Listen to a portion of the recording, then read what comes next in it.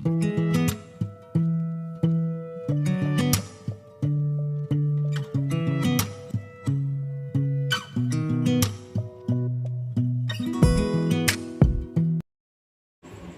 அங்கே இன்றைக்கி வந்துட்டு நம்ம சூப்பரான சிதம்பரம் ஸ்பெஷல் கல்கண்டு பொங்கல் எப்படி செய்கிறதுன்னு பார்க்கலாம். 1.5 கப் பச்சரிசிக்கு நான் 7.5 கப்பு தண்ணி அடுப்பில் வச்சுருக்கேன். தண்ணி பாருங்க இப்போ கொதிச்சிருச்சு. இதில் வந்துட்டு 1.5 கப் பச்சரிசியை நல்லா வாஷ் பண்ணிவிட்டு இதில் சேர்த்துக்கோங்க. கொதிக்கிற தண்ணியில் நம்ம பொங்கல் பச்சரிசி இருக்கு இல்லைங்களா, அது பயன்படுத்திக்கலாம். அரிசியை சேர்த்துட்டு கலந்து மூடி வச்சுருங்க.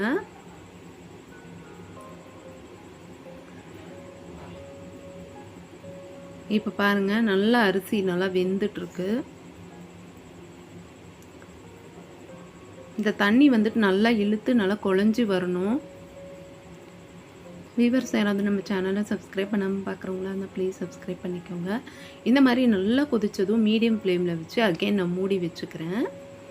அப்பப்போ மூடியை திறந்துட்டு இது போல் மிக்ஸ் பண்ணி விட்டுக்கோங்க. அப்படியே விட்டுட்டாக்கா அடி பிடிச்சிரும். நான் சொல்கிறது போல் இந்த கல்கண்டு பொங்கல் செஞ்சு பார்த்தீங்கன்னா எப்படி வந்ததுன்னு சொல்லுங்கள் மறக்காமல்.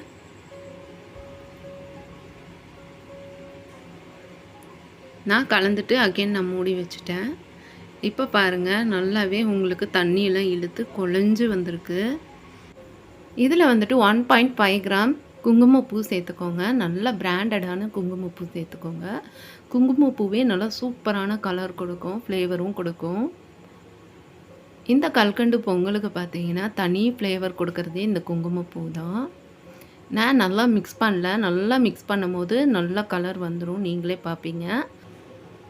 இதில் வந்துட்டு நான் 2.25 கப்பு கல்கண்டு சேர்த்துருக்கேன். கல்கண்டு சேர்த்துட்டு நல்லா ஈவனாக மிக்ஸ் பண்ணிக்கோங்க. மிக்ஸ் பண்ண பாருங்கள், சூப்பராக இப்போ கலர் நமக்கு வந்துடும். பாருங்கள் எந்த அளவுக்கு கலர் வந்திருக்குன்னு சொல்லிட்டு. நான் அந்தளவுக்கு நல்லா ஒரிஜினலான குங்குமப்பூ தான் இதில் பயன்படுத்தியிருக்கேன். நல்லா ஃப்ளேவர்ஃபுல்லாக சூப்பராக இருந்தது இந்த கல்கண்டு பொங்கல். அந்தான பக்கம் எடுத்து வச்சுட்டு இப்போ இதை வந்து நம்ம முந்திரியை நெய்யில் ஃப்ரை பண்ணி போடணும். நெய் வந்துட்டு ஒரு 7 டேபிள் ஸ்பூன் நெய் ஊற்றிக்கோங்க. ஒரு கைப்பிடி உடச்ச முந்திரி சேர்த்துட்டு ஃப்ரை பண்ணி நம்ம பொங்கலில் சேர்த்துட்டு நல்லா ஈவனாக மிக்ஸ் பண்ணிவிட்டு ஸ்டவ் ஆஃப் பண்ணிடுங்க. அவ்வளோதான், நம்ம சிதம்பரம் ஸ்பெஷல் கல்கண்டு பொங்கல் சூப்பராக ரெடி ஆயிருங்க.